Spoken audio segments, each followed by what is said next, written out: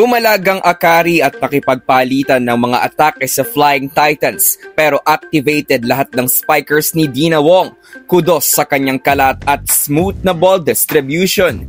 Chocomucho mayroon ng 5 straight wins, 5 sunod-sunod na 3 sets victory at ang latest victim nga ng Chocomucho ay ang Akari Power Chargers 25-23, 25-22 at 25-19.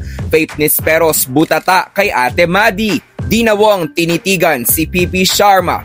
Current and former Ateneo coaches nag-reunion sa laban ng dating Abe players. Good day ka-trending, this is Ron Michael, the voice artist of this channel. Ngunit bago natin yan pag-usapan ay huwag mong kalimutan mag-subscribe and click the notification bell para updated ka sa latest Pilipinas volleyball trends. Strong start ang ginawa ng Akari. Agad na sumagot ang Chocomucho at sinalanta ng services ni Isa Molde ang passing ni Erica Raagas. Na-maintain ng Ubi Girls ang kanilang lamang nang mapagana din nila ang kanilang blockings. Kita ang solidong pader na sinet-up ni Madayag para kay Nisperos. Nanguna para sa CMFT si Madi at nang mapunta si Madayag sa likod ay naibaba ng Akari ang lamang ng Chocomucho. Sa kalagitnaan ng first set ay tila nag-cramps agad si Sisi Rondina at kinabahan si Isa Molde sa nangyari sa paam ni Sisi. But everything is alright.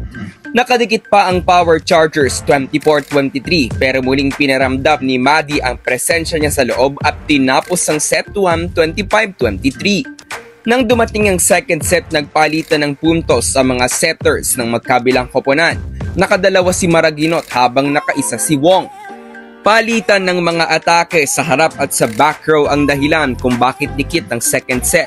Muling na-block ni Madi si Faith sa pagtatapos ng set at nanguna si Isa Molde para makauna ang Chocomucho sa karera to the 25th point of the second set to 25-22.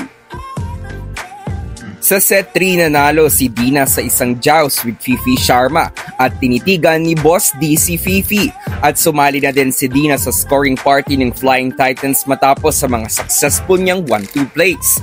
Kumawala ang Chocomucho sa pagtatapos ng set at komportable nilang naipanalo ang game 25-19. Hindi gaanong gumana ang blocking ng Akari laban sa Chocomucho. Naging matalino si Dina Wong sa kanyang ball distribution para hindi masentro ang net defenders ng Chargers sa isa or dalawang spikers lang ng Ubi Girls. Best scorer ng CMFT si Isa Molde na may 14 points na itinanghal na player of the game at may double-digit outputs din sila Rondina, Madayag at Tolentino. Ginamit ng Chocomucho ang kanilang first game defeat against Creamline para maging dominant over other teams. Sila na ngayon ay may 5-1 win-loss standing at sa 5 panalo na yan ay puro straight sets victory. Susunod nilang makakalaban ng Peptraga sa November 16 at off-plan putol lose streak naman ang next game ng Akari laban sa kanilang sisters Next Led Chameleons on November 14. So that's it for today's video ka-trending. Do not forget to subscribe and click the notification bell para updated ka sa latest ganap ng women's volleyball sa Pinas. Thanks for watching. Bye for now!